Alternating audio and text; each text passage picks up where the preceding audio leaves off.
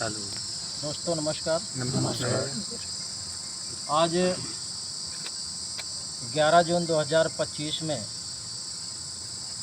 हम बैठे हैं अपने आंदोलन परिसर में, नहर कॉलोनी परिसर फतेहपुर, जहां पर 1 सितंबर 2025 से निरंतर चिटफंड कंपनियों 1 सितंबर 2024 से लगातार आंदोलन चल रहा है और चिटफंड कंपनियों का भुगतान कराने के लिए हम लोग भारत सरकार के बनाए गए कानून बर्ड्स एक्ट 2019 के तहत भुगतान की मांग कर रहे हैं।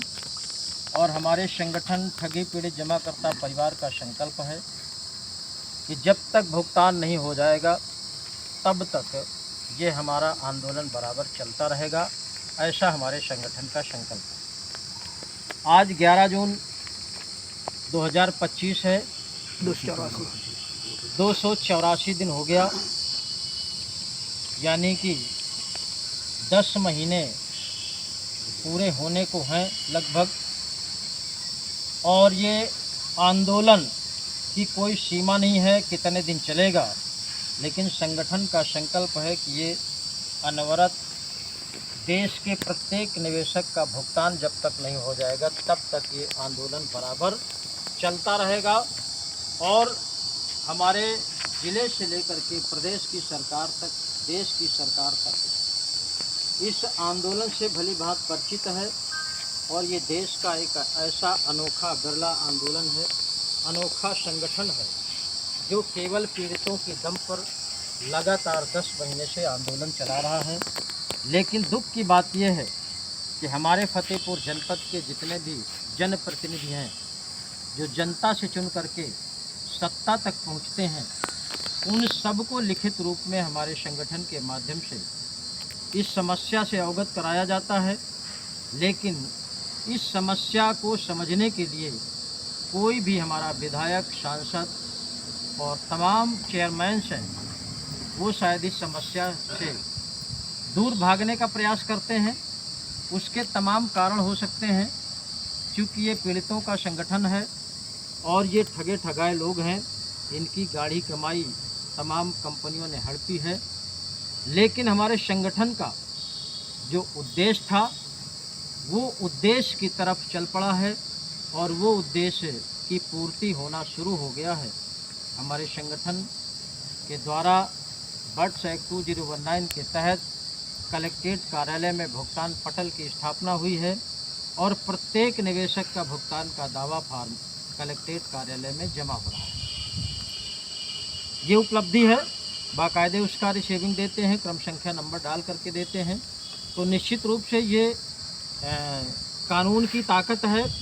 और कानून एक ऐसा है देश में कि सरकारें उसी के तहत चलती हैं, देश उसी से चलता है। और हम लोग भी कानून के तहत ही अपना आंदोलन चला रहे हैं, भुगतान की मांग कर रहे हैं। लेकिन थोड़ा सा लेट लपेट इसलिए हो रहा है, हमारे बहुत से एजेंट साथी हैं जो सहयोग नहीं कर रहे, अपने अपने घरों में बैठे हैं। और तमाम ऐसे एजेंट साथी हैं आज भी तमाम कंपनियों में कमीशन के लालच में एजेंटगिरी का काम करके शायद इस संगठन को भूल रहे हैं, आंदोलन को भूल रहे हैं, और अपने ही तमाम चित परिचित परिवार रिश्तेदारों का पैसा फंसा करके वो अपने अपने काम में मशगूल हैं। ऐसे एजेंटों से मेरा निवेदन है कि आप लोग अगर भुगतान के लिए नहीं चाहते तो आने वाले समय में बहुत बड़ी मुसीबत का सामना एजेंट साथियों को ही झेलना पड़ेगा। क्योंकि इस समय पूरे भारतवर्ष में एजेंटों की कोई सुनने वाला नहीं है, ना तो सरकार, ना पुलिस प्रशासन, ना कोई नेता, यहाँ तक कि उनके निवेशक ही उनको थाना चौकी का रास्ता दिखा रहे हैं। ये तो तमाम ऐसे संगठन चलाने वाले जो एजेंट हैं, यही बेचारे उन तमाम चाटुकार एजेंटों को बचाने का भी काम करते हैं। और इस आंदोलन के नाम से बहुत से एजेंट थाना चौकी में झूठ बोल करके झूठ भी जाते हैं। ऐसे एजेंटों को ईमानदारी से काम करना चाहिए, भुगतान अपने निवेशकों का कराने में हर संभव मदद करना चाहिए। बहुत से ऐसे हमारे पदाधिकारी भी हैं, जब से ये भुगतान पटल की स्थापना हुई है वो संगठन से करीब करीब दूरी बनाने में भी माहिर हो रहे हैं, लेकिन ये बिल्कुल पूरी तरह से गलत है। और हमारा अभी आप लोगों ने देखा होगा 4 जून 2025 का एक विशेष कार्यक्रम था, जिसके माध्यम से शासन प्रशासन को चेतावनी दी गई है कि भुगतान अगर समय रहते नहीं किया गया तो निश्चित रूप से आने वाले समय में तमाम तरह का सरकारों को संगठन के माध्यम से ऐसी परेशानियां झेलनी पड़ेंगी कि संगठन ने ऐलान किया है पहले से कि समय रहते अगर भुगतान नहीं किया तो सड़कें जाम की जाएंगी, चौराहे जाम किए जाएंगे और भी तमाम जो भी हो सकता है हमारा संगठन करने को तैयार है। लेकिन सबसे बड़ी समस्या आ रही है जिले के जो प्रतिनिधि हैं, जो जनता के बीच से चुन करके जाते हैं और वही जनता जब अपनी समस्याएं सुनाती है तो शायद उनके पास समय नहीं रहता है। इसलिए मेरा जनता से भी निवेदन है, कैसे प्रतिनिधियों को भी याद रखे कि कब किस मुसीबत में वो प्रतिनिधि, चाहे विधायक हो, सांसद हो, चेयरमैन हो, कोई भी हो, उनको समय आने पे याद दिलाने का काम करे। क्योंकि जनता को उम्मीद होती है अपने चुने हुए विधायक से, सांसद से, चेयरमैन से और तमाम जिला पंचायत सदस्य भी होते हैं कि आने वाले समय में अगर हमारे ऊपर कोई समस्या आएगी तो हमारा प्रतिनिधि हमारा साथ देगा। लेकिन ऐसा नहीं हो रहा। ये फतेहपुर का दुर्भाग्य है।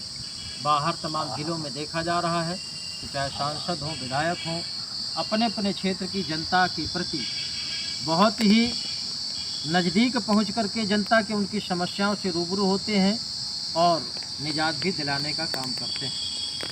हम चाहते हैं कि फतेहपुर में एक कार्यक्रम ऐसा किया जाए कि उस समय केवल मात्र विधायक और सांसद और चेयरमैन को आमंत्रित किया जाए, बाकी ना कि डीएम को, ना एसपी को, ना किसी और को, न किसी सरकार के नुमाइंदे को, केवल प्रतिनिधियों को आमंत्रित किया जाए और उन्हीं से समय लेकर के कि आपका जो समय खाली हो उसी समय में हमको बताइए, वही डेट हम लोग रखते हैं और उनको बुला करके इस समस्या से रूबरू कराया जाए, कानून के बारे में बताया जाए और उन्हीं से डीएम और एसपी के बारे में बात किया जाए कि 10 महीने से लगातार हम लोग आमंत्रित करते हैं, डीएम और एसपी को हमारे बीच में क्यों नहीं आते।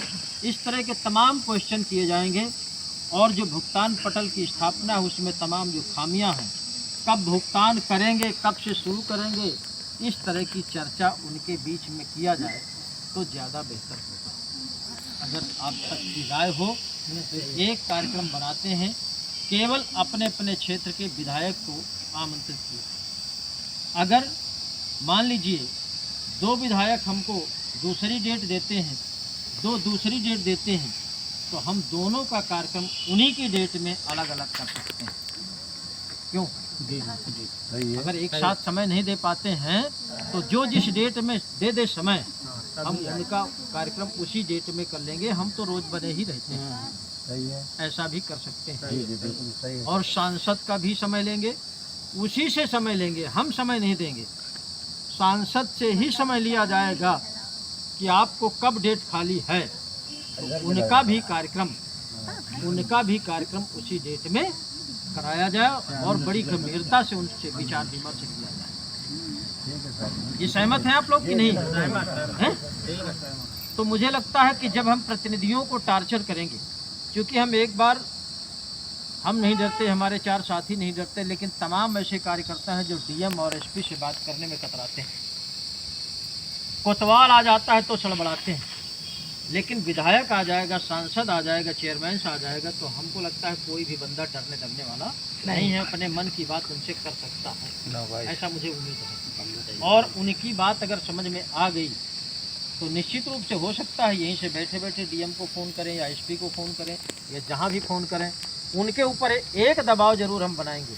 क्या कि आप लोग अपने अपने क्षेत्र की ये समस्या भुगतान वाली अपने लेटर पैड में लिख करके सरकार को भेजिए कि हमारे क्षेत्र की ये सबसे बड़ी समस्या है और इसके लिए कानून भी दर्शाइए कि भारत सरकार ने ये कानून बनाया है, ये केवल भुगतान के लिए है, इस कानून के तहत इनका भुगतान किया जाए, ये मांग करिए आप लोग, ये उनसे दबाव बनाया जाए। ये मेरी इच्छा है, अगर आप लोग सहमत हो तो। जी क्यों भाई? जी जी हैं? तो यही मेरी बात थी। आगे तमाम हम और भी बात कर लेंगे। संगठन के जो तमाम लोग निष्क्रिय हो रहे हैं उनके बारे में भी बात करेंगे। मैं तो ये चाहता हूँ, मैं असल में कई दिन से अस्वस्थ हूँ, इन्फेक्शन टाइप है मेरे शरीर में, बैठने में भी दिक्कत हो रहा है, दाने सब पड़ गए हैं, तो उस तरह से काम नहीं कर पा रहा, भाग दौड़ भी नहीं कर रहा। बाहर के लोग आए थे उस कार्यक्रम में, देखा होगा बार बार फ़ोन आ रहा है कार्यक्रम लेने के लिए, दे नहीं पा रहा स्वास्थ्य की वजह से। तो हम चाहते हैं कि हमारे संगठन में तमाम जो खामियां हैं, जो निष्क्रिय लोग हैं, उनको भी हम सोचते हैं कि पदमुक्त कर दिया जाए, तो पूरी तरह से वो अपना अपना काम करें। क्यों टेंशन में रहें कि इधर भी देखें उधर भी देखें, तो वो स्वतंत्र हो जाए, तो उनको भी दिक्कत खत्म हो जाए। तो इस तरह से हम परिवर्तन भी चाहते हैं। परिवर्तन जरूरी, अगर सबकी मंशा होगी तो। ये मेरा व्यक्तिगत निर्णय नहीं है, सुझाव है, ठीक है ना? तो यही बात समाप्त करते हैं, फिर आगे हम अब लोग बैठ करके बात करेंगे।